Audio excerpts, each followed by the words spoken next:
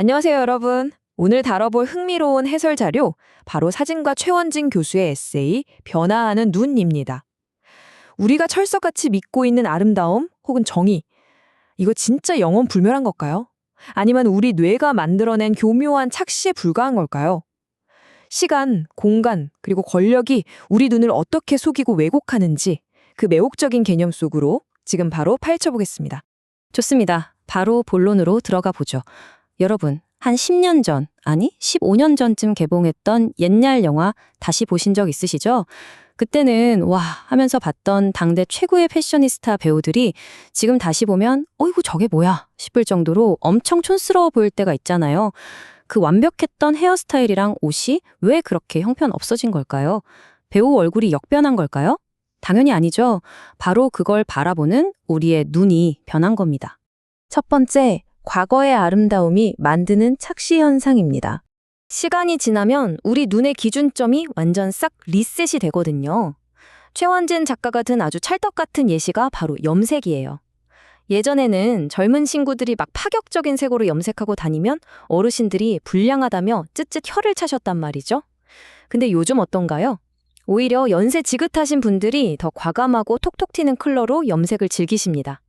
불과 얼마 전까지만 해도 거부감 들던 그 색깔이 이제는 기성세대의 눈에도 아름답다고 완전히 수용이 된 거예요. 미적 기준이라는 게 우리 생각보다 진짜 획획 유연하게 바뀐다는 거죠. 두 번째 파트, 환경이 우리의 시각을 형성한다입니다. 자, 시간만 우리 눈을 바꾸는 게 아니에요. 우리가 서 있는 장소, 즉 물리적 환경도 엄청난 영향을 주거든요. 작가가 미국에서 디자인 전공한 친구 얘기를 하나 들려주는데요. 이 친구가 한국으로 귀국하면서 미국 수출용으로 나온 국산 자동차를 끌고 온 거예요. 근데 그 차 색깔이 당시 한국 도로에서는 진짜 난생 처음 보는 엄청 생경하고 튀는 색이었던 거죠. 작가는 속으로 아니 디자인 전공했다는 애가 색감각이 왜 저래? 하고 진지하게 의심을 했대요. 한국 풍경 속에서는 너무 겉돌고 이상해 보였으니까요. 그런데 반전이 있습니다. 나중에 작가가 미국을 방문했을 때 그 의심이 눈 녹듯 싹 사라졌다는 거 아닙니까? 캘리포니아의 그 강렬한 햇살, 널찍한 도로, 주변 건물들, 그 미국 환경 속에 딱 놓인 그 자동차 색상을 보니까 와, 너무나도 완벽하게 주변이랑 찰떡같이 어울렸다는 거예요. 이 대목에서 우리가 꼭 짚고 넘어가야 할 핵심 문장이 하나 등장합니다. 인간의 눈이 감지하는 아름다움의 가치란 절대적이지 않다. 오늘 이 해설에서 여러분이 꼭 챙겨가셨으면 하는 진짜 거대한 깨달음이에요. 아까 한국에선 그토록 촌스러웠던 자동차 색깔이 미국 가니까 세상 힙하고 아름다워 보였던 것처럼 말이죠. 우리 눈은 어딘가에 고정된 렌즈가 아닙니다. 주변 환경과 상황에 맞춰서 기가 막히게 또 엄청나게 빠른 속도로 적응해버리는 센서라는 사실 꼭 기억하셔야 합니다. 세 번째, 문화적 미학의 해독입니다. 자, 이제 렌즈를 쫙 줌아웃해서 지구 전체로 올 시야를 좀 넓혀볼까요? 다큐멘터리 같은 데서 원주민분들의 독특한 미의식을 볼 때가 있잖아요. 여기서 우리가 제일 흔하게 범하는 착각이 이걸 자꾸 문명 대 비문명이라는 우열의 프레임으로 나누려고 한다는 거예요. 작가는 이거 완전히 잘못된 접근이라고 딱 잘라 말합니다. 경제력이 세다고 해서 강요된 서양식 미적 기준이 무조건 정답인 건 아니잖아요. 세계 곳곳의 문화에는 오랜 세월 동안 다져진 그들만의 독자적이고 정당한 아름다움의 전통이 굳건하게 버티고 있는 겁니다. 그래서 여기서 아주 유용한 개념 하나가 등장합니다. 바로 문화적 코드라는 건데요. 이게 뭐냐면 특정 문화권의 사람들이 기나긴 시간 동안 겪은 미적 경험들이 차곡차곡 쌓여서 만들어진 일종의 시스템 같은 겁니다. 우리가 어떤 원주민의 파격적인 장신구나 분장을 보고 처음은 흠칫 놀랄 수도 있지만 그게 그분들이 틀려서가 절대 아니에요. 그냥 우리가 아직 해독을 못한 그들만의 다른 코드를 쓰고 있을 뿐인 거죠. 그러니까 내 안경만 정답이라고 우길 게 아니라 깊게 뿌리내린 다양한 문화적 코드들을 있는 그대로 리스펙하고 존중해줘야 한다는 겁니다.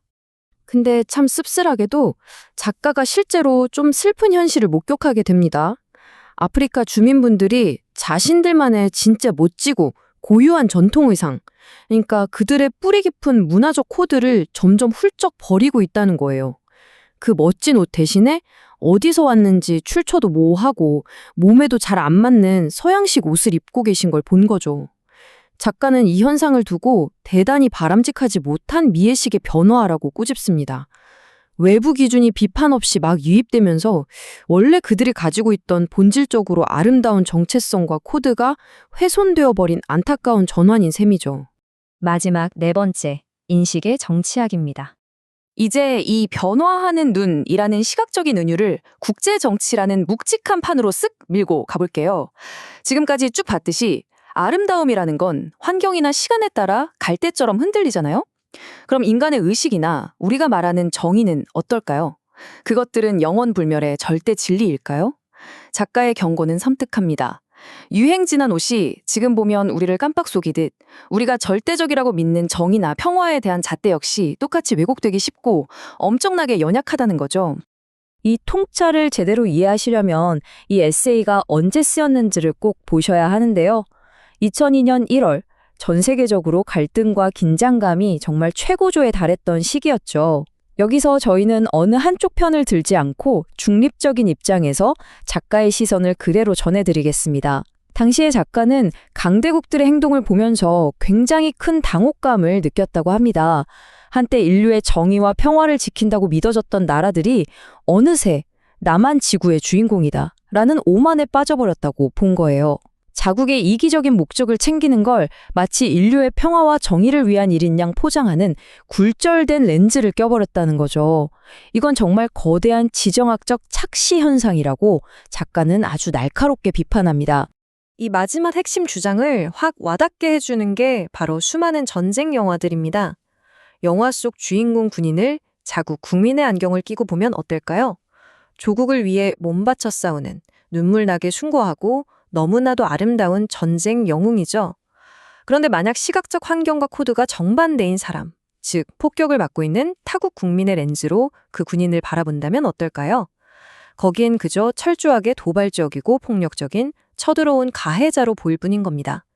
아름다움에 절대적인 가치가 없듯이 정의나 영웅을 바라보는 시각 역시 내가 지금 어디에 서 있느냐에 따라 180도 다르게 굴절된다는 거. 정말 서늘하고 뼈 때리는 통찰 아닙니까? 자, 오늘 해설을 마무리하면서 여러분께 깊은 여운을 남기는 질문을 하나 던지고 싶습니다. 만약 우리의 눈이 그 일상적이고 직관적이라는 아름다움 앞에서조차 우리를 이렇게나 완벽하게 속일 수 있다면 말이죠. 지금 여러분이 이건 절대적인 진리야 라고 철석같이 믿어 의심치 않는 것들 중에 과연 진짜 진리는 몇 개나 될까요? 혹시 그것들도 누군가의 이기심이나 상황이 만들어낸 교묘한 착시 현상은 아닐까요? 우리의 시각은 끊임없이 변하고 환경에 적응하며 또 굴절됩니다. 오늘 이 시간이 여러분 스스로의 시각적 맹점이나 사각지대는 없는지 한 번쯤 되짚어보는 의미 있는 계기가 되셨기를 바랍니다. 지금까지 열정적으로 함께해 주셔서 감사합니다.